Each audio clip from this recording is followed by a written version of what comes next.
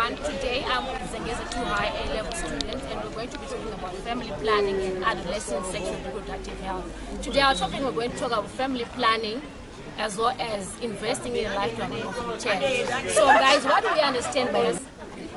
When I hear about family planning, what comes to my head is about how you plan how big your family is going to be, how small it's going to be, or how long do you want to take before you have kids. Alright, so do you believe as young people we should have a family planning method? Should we have a family planning initiative as young people, as adolescents, the people between the age of 18 or under the age of 19 to 16 or 19 to 10? It's an open-minded question. What do you think? Are you supposed to plan a family? Yes? I would say as young people, we should be involved in the family planning thing. Because nowadays, we as teenagers, we are being told to abstain from sex, but then we cannot do that. So it's better if we get into family planning, that way we can avoid early marriages. Okay, that's family planning. It's you planning before an act, and the act is sex. Don't just smile. Talk to us. Hey, tell her 19, yes.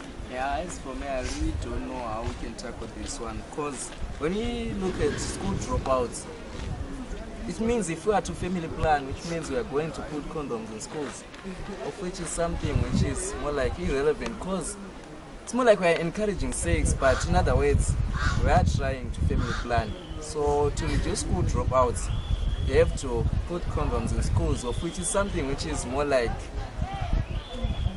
irrelevant. So, okay, it's irrelevant. What else? Yes, sir. I think as boys, we are too proud to use condoms. Because when we get together as boys, we talk about withdrawal methods. You see, like I would say, my guy boy, he said I had sex last night, and I withdrew, right? And I say, I would like to try this. I will have the condom in my pocket, and I will not choose it, because I like to what? To try the withdrawal method. But it might not work that way. Yes. Guys, don't have to forget, I had some talking about the morning after the Jajel method. We must not forget about the STIs. Even though we are talking about family planning, but there is this thing, STIs, sexual transmitted diseases. So I just think if you just work with your condoms, it's much better, and enjoy your sex without any side effects. I hear his point. He's saying that we can fight against pregnancies, but can we fight against STIs? With the Jadel, can we fight against STIs? With the morning after pill, can we fight against STIs? So we're safe with the condom. So we're saying it is good that we family plan. Let's say you have a baby right now, you're still school going. It will hinder your education, even your growth as an individual. You're aspiring to be professionals. You have your own PhD, your own masters, a doctorate, with a baby by your side. Can you do that? You guys, food for thought. Yes. I guess, guys, let's just talk something which is on the ground. I heard they're talking about the loop. Are we all who can afford to go and install that loop? No. But condoms, they're even given freely. Let's just think of something which we can use. Yes, something which is practical, not something which is... Next one. Okay, I want to talk about what you just said. It's, condoms, they might be free, but you know, there are some religions that prohibit the use of condoms. Okay, so this question goes to all the girls here. Would you feel free walking with a condom? No. In the context that we are raised to be reserved and not conserved, right? And not assertive.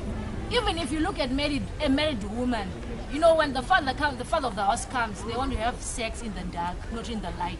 She doesn't even have time to see the penis of his husband because he's in the dark. What more of you young people are? It's open to you. Would you have the guts to get a condom? No.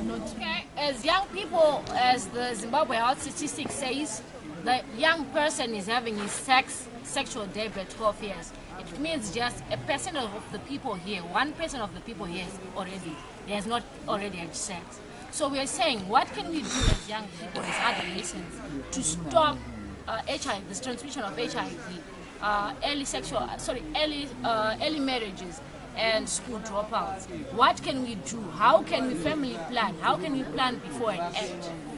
Guys, it's open.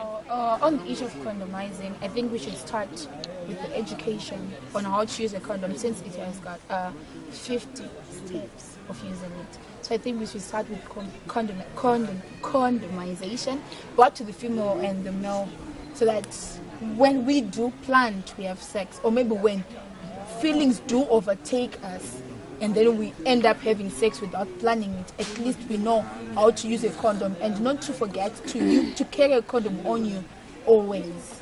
Planning to invest in a lifetime of returns.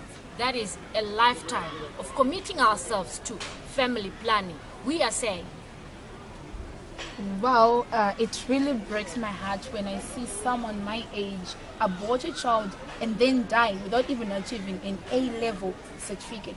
So I think it's best that we use condoms, and then we avoid that part when a girl has to abort using a hanger or maybe soda at the end of the day over alpha, or maybe that time when we use so many contraceptives to the extent that your womb cannot hold a baby. So I think the best way to do it is to use a condom, since we do not have side effects.